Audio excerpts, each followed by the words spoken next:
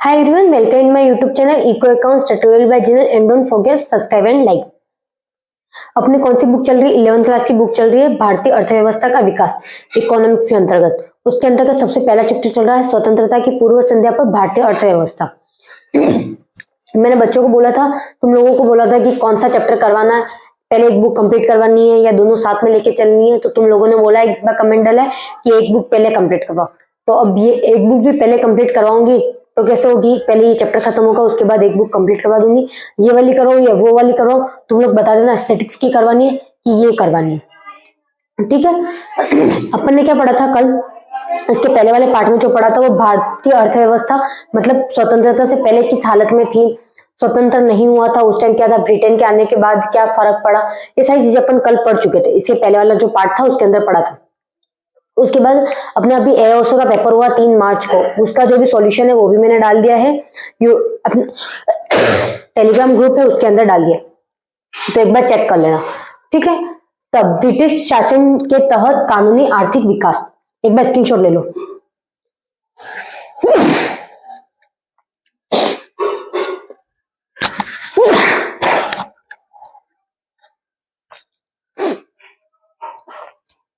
British शासन के आवागमन से पहले भारत की एक स्वतंत्र अर्थव्यवस्था थी। किसके आने से पहले? ब्रिटिश के आने से पहले कौन सी अर्थव्यवस्था थी? स्वतंत्र अर्थव्यवस्था थी। इसका मतलब ये था कि लोग कुछ भी कर सकते थे, अपने खेतों में किस तरीके से काम करना है वो सब अपने हिसाब से करते थे। ब्रिटिश आया उसके बाद उन्होंने क्या किया कि नील की खेती करनी है, ज्यादा इस पर फोकस करना शुरू कर दिया, लोगों को ब्याज देना शुरू कर। अपना जो सेकंड पॉइंट है वो कृषि के आजीवन का मुख्य स्रोत होने के बावजूद देश की अर्थव्यवस्था में विभिन्न प्रकार की विनिर्माण गतिविधियां जैसे हस्तशिल्प उद्योग, धातु और पत्थर के काम भी आदि प्रमुखता थी। यहाँ पर क्या लिखा हुआ है? कृषि आजीवन का मुख्य स्रोत होने के बावजूद। अभी भी तुम लोगों ने देखा है कि सबसे इंपॉर्टेंट क्या है अपने लाइफ में? अभी तो कृषि है। क्यों? क्या रीजन है? हम कृषि के बिना खाना नहीं खा सकते, क्योंकि जो भी उत्पादन होता है, जो भी हमारे खाने लायक जो भी चीजें हैं वो सारी किससे बन रही है? कृषि से हो रही है। गेहूं देख लो, चावल देख लो, सब्जी देख लो, फ्रूट देख लो, वो सब किससे हो रहा है? कृषि से ही हो रहा है। बट आजकल के लोग क्या है कि कृषि नहीं करना पसंद करते, वो बाहर जाके नौकरी करना शुरू करना चाहते हैं या फिर गवर्नमेंट जॉब करना चाहते हैं, तो यही लगा हुआ रहता है। वो सोचते हैं कि इसमें कुछ भी नहीं रखा है, उनमें मेहनत बहुत ज्यादा होती है, ये मानते हैं, बट कृषि ही सब कुछ है, ये तुम लोगों को भी पता है। यहाँ पर क्या लिखा हुआ है? कृषि आजीवन का मुख्य स्रोत है। क्या है? मुख्य स्रोत। दूसरी चीजें भी चाहिए, पर जब तक तुम्हारे पेट के अंदर कुछ जाएगा नहीं, तुम पानी से जिंदगी नहीं निकाल सकते, तुम्हें खाना भी चाहिए। तो क्या मुख्य स्रोत है?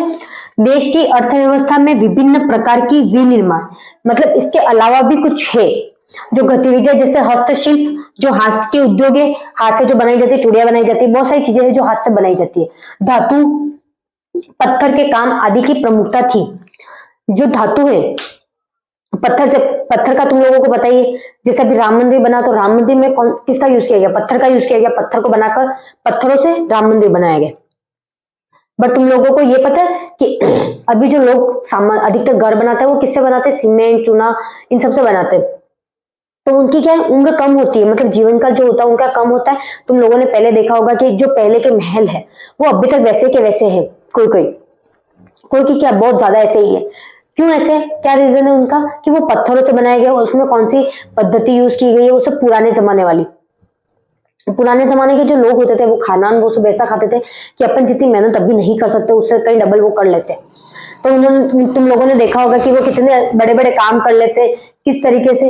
पहले तो अभी तो सुविधा थी कि जैसे मतलब अभी राम मंदिर बनाया तो जेसीपी से या फिर दूसरी किसी सुविधाओं से वो सामान क्या था ऊपर पहुंचाया जा रहा था, कि ऊपर उसको आसानी से तोप के पहुंचाया जा रहा था। पर पहले तो ऐसा कुछ भी नहीं था, तो ऊपर इतना ऊपर उठा के कैसे लेके गए होंगे? तो वो भी क्या था कि उनका एक तरीका था किस तरीके से काम करना है, क्या करना है, वो सब उनको पता था। बट अभी ऐसा नहीं है, ठीक है। अब अलग है। थर्ड पॉइंट है उपयोग की गई सामग्री की उत्कृष्टता, गुणवत्ता और भारत से सभी आयातों में देखी जाने वाली शिल्प कौशल के उच्च मानकों के आधार पर भारतीय विनिर्माण उत्पादों एवं विश्वव्यापी बाजार का फायदा मिला। ब्रिटेन को क्या मिला? एक तो ब्रिटेन से पहले कौन आए थे? पुर्तगाली आए थे। पुर्तगाली में वास्को डी गामा आया था। वास्को डी गामा जब यहाँ पर आया तो पूरा भारत को मतलब चारों तरफ से घूम के आया, तो उसको यहाँ पर आने में बहुत टाइम लगा तो उसको वापस जाने की इच्छा नहीं हुई, अब मैं यही रह जाऊं करके। उसके बाद उसने थोड़े टाइम बाद रहने के बाद ये सोचा कि मैं अब जाऊं, बट वो क्या किया, उसने यहाँ के जो मसाले थे भारत के वो लेके गया वहां पर, तो वो सामान उसने बेचा वहां पर, तो उसको बहुत ज्यादा फायदा हुआ, 2 गुना 3 गुना फायदा हुआ। तो उसके बाद क्या हुआ, दूसरे जो होते हैं वहां पर पुर्तगाली, वो यहाँ पर भारत आना शुरू हुए। भारत आके क्या किया उन्होंने कि ये मसाले यहाँ से लेके जाते हैं और वहां पर बेचते हैं, उनको उससे बहुत ज्यादा प्रॉफिट होने लग गया। उसके बाद ये बात पता चली ब्रिटेन को, ब्रिटेन आए, उसके बाद ब्रिटेन आई, उसके बाद भी उन्होंने भी यही है ना मसालों का, दूसरी चीजों का है ना यहाँ से वहां पर आयात निर्यात शुरू कर दिया। जब तक है ना ब्रिटेन को ये अधिकार नहीं था कि वो भारत में आकर पूरे अधिकार से व्यापार कर सके, लोगों से कर ले सके, ये सारी चीजों का नहीं था, तब तक क्या था, भारत की अर्थव्यवस्था भी बहुत अच्छी थी, सब कुछ अच्छे से चला था। बट जब है ना ये अधिकार किसके पास आए, कि अधिकार किसके पास आए, ब्रिटेन के पास आए, तब क्या हुआ कि उन्होंने कर लेने के लिए लोगों से जबरदस्ती करना शुरू कर दिया। उन्होंने नील की खेती के लिए लोगों पर दबाव डालने लग गए। उसके बाद क्या किया उन्होंने, उनको लोन दिया गया, ये सारी चीजें की गई, तो जिससे क्या हुआ, लोग उनसे परेशान हो गए। तो उस सबका फायदा किसको हुआ, अपन को तो नहीं हुआ, लाभ किसका हुआ, ब्रिटेन वालों को हुआ कि नहीं हुआ। तो यहाँ पर क्या हुआ, विश्वव्यापी बाजार का फायदा मिला। हालांकि बाद में औपनिवेशिक आर्थिक नीति का भारत के विकास के बजाय ब्रिटेन के घरेलू हितों से अधिक हुआ। मतलब यहाँ पे बोल रहा है औपनिवेशिक आर्थिक नीति, औपनिवेशिक क्रांति हुई थी पहले तो वहां पर ब्रिटेन में। किस बारे में क्रांति हुई थी कि यहाँ पर जो भारत का सामान बन रहा था, क्या बन रहा था, भारत का सामान,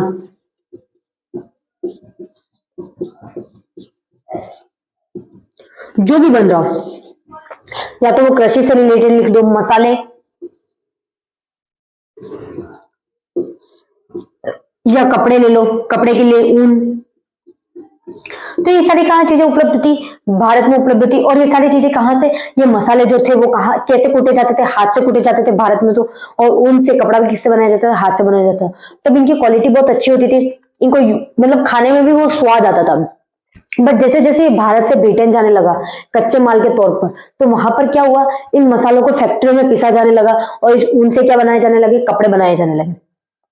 तो ये जब तक भारत से यहाँ काम, ये भारत से ब्रिटेन जा रहा था, तो ब्रिटेन के लोगों ने इसको बहुत ज्यादा खरीदना शुरू कर दिया। ऐसी बहुत सारी चीजें होगी, मैं 2 ही चीजों की बता रही हूँ। तो बहुत सारी चीजें खरीदना शुरू कर दिया इनको, और ब्रिटेन की जो चीजें थी वो क्या कर दिया, खरीदना कम कर दिया। तो इससे क्या हुआ, भारत को तो प्रॉफिट हो रहा था, अर्थव्यवस्था भी अच्छी हो रही थी उस टाइम। बट उसके बाद क्या हुआ कि जो ब्रिटेन के लोग थे उन्होंने क्या किया, क्रांति की। क्रांति किस लिए की, क्योंकि ब्रिटेन का सामान वैसा का वैसा पड़ा रह रहा था, कंपनियों के सारे माल खराब हो रहे थे, तो उस वजह से किया। तो उन्होंने बाद में क्या किया, ये जो कच्चे माल, उसको कच्चे माल के रूप में कहां से लेके जाने लगे, भारत से ब्रिटेन ले गए। कहां लेके गए, ब्रिटेन लेके गए। ब्रिटेन ले जाने के बाद उन्होंने क्या किया, इस सामान को क्या किया, मशीनों से बनाया। किससे बनाए, मशीनों से काम करना शुरू किया। तो इसकी क्या हुई, लागत कम आई। लागत कम आने के बाद क्या हो, तो इसको सस्ते दामों पर बेचा जाने लगा। तो सस्ते दामों पर बेचा गया, तो भारत वालों ने इसे लिया। किसने लिया, भारत वालों ने लिया, इससे ब्रिटेन से लिया। तो ब्रिटेन की अर्थव्यवस्था क्या हुई, धीरे धीरे अच्छी होती गई। अब ब्रिटेन से जो सामान जा रहा था, ब्रिटेन से जा रहा था, तब क्या किया, टैक्स नहीं लगाया। क्या किया, टैक्स नहीं लगाया। बट यही सामान ब्रिटेन से वापस कहा, भारत आ रहा था, तब क्या किया गया, टैक्स लगाया गया। तो इससे क्या हुआ, इससे किसको फायदा हुआ, ब्रिटेन के जो घरेलू हितों वो भी प्रेरित हुए, और ब्रिटेन को इससे क्या हुआ, प्रॉफिट हुआ। इस तरह की नीति ने भारतीय अर्थव्यवस्था की संरचना में मौलिक परिवर्तन, यानी देश को कच्चे माल के आपूर्तिकर्ता और ब्रिटेन से तैयार औद्योगिक उत्पादन के उपभोक्ता में बदल दिया गया। यहाँ पे यही बताया गया, इस तरह की नीति ने भारतीय अर्थव्यवस्था की संरचना में मौलिक परिवर्तन लाए। क्या परिवर्तन लाए, अब यहाँ के जो लोग थे वो क्या हाथ से सामान नहीं बनाने लगे, ये फैक्ट्री से जो सामान बनता था उसको क्या कर दिया, खरीदना शुरू कर दिया। मौलिक परिवर्तन यह है, यानी देश को कच्चे माल का आपूर्ति करता। अब ये क्या था, कच्चा माल ही था। इस कच्चे माल के आपूर्तिकर्ता के रूप में क्या रह गया, भारत रह गया। और ब्रिटेन से क्या, उत्पादन, जो औद्योगिक उत्पादन हो रहा था, इसका जो उत्पादन होकर जो सामान बन रहा था वो कहां से खरीदने लग गया, ब्रिटेन से खरीदने लग गए वापस। अब ये चीजें सोचो कि ये चीजें जो 5 रुपए में जा रही थी अपने यहाँ पर, 1 किलो 2 किलो जो भी 5 रुपए में जा रहा था, उस टाइम 5 रुपए बहुत ज्यादा मायने रखते थे। तो ये जो 5 रुपए में जा रहे थे, अब तुम लोगों को वही चीज कितने में मिल रही है, 10 रुपए में मिल रही है, जबकि इतना कॉस्ट गया भी नहीं है। क्यों, यहाँ पर तो टैक्स भी नहीं लगा, टैक्स तो अपन को देना पड़ रहा है, वापस सामान आ रहा है तो टैक्स किसको देना पड़ रहा है? अपन को देना पड़ रहा है, उनको नहीं देना पड़ रहा है।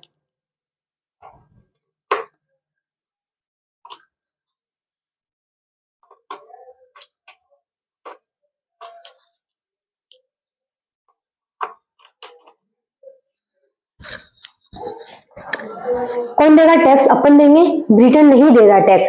ब्रिटेन क्या कर रहा है? और टैक्स ले रहा है, तो उससे प्रॉफिट किसको हो रहा है? ब्रिटेन को हो रहा है। तो जो उनको 5 रुपए का सामान पड़ रहा था वो यहाँ पर कितने में बेचे? वो 10 में बेचे भारत को, तो उनको तो ज्यादा ही प्रॉफिट हो रहा है। और उससे क्या हो गया? उनकी जो आर्थिक नीति थी, भारतीय अर्थव्यवस्था तो खराब होती गई और उनकी जो अर्थव्यवस्था थी वो क्या हो गई? और ज्यादा मजबूत और अच्छी होती गई। अब आगे जो 2 पॉइंट बचे वो लिखो, मैं बोल रही हूँ, लिख देना। इसके अलावा सरकार द्वारा भारत की राष्ट्रीय और प्रति व्यक्ति आय